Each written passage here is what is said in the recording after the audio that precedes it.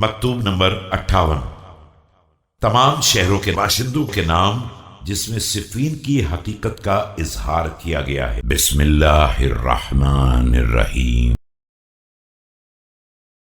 وكان بدء أمرنا أن التقينا والقوم من أهل الشام والظاهر أن ربنا واحد ونبينا واحد ودعوتنا في الإسلام واحدة ولا نستزيدهم في الإيمان بالله والتصديق برسوله۔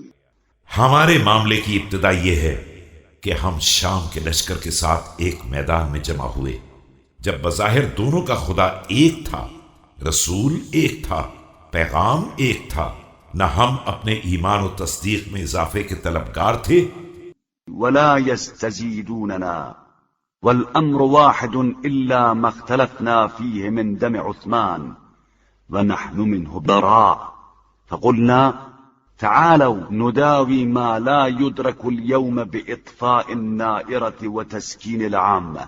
نہ وہ اپنے ایمان کو بڑھانا چاہتے تھے، معاملہ بالکل ایک تھا، صرف اختلاف خون عثمان کے بارے میں تھا جس سے ہم بالکل بری تھے، اور ہم نے یہ حل پیش کیا کہ جو مقصد آج نہیں حاصل ہو سکتا ہے اس کا وقتی علاج یہ کیا جائے کہ آتش جنگ کو خاموش کر دیا جائے اور لوگوں کے جذبات کو پرسکون بنا دیا جائے۔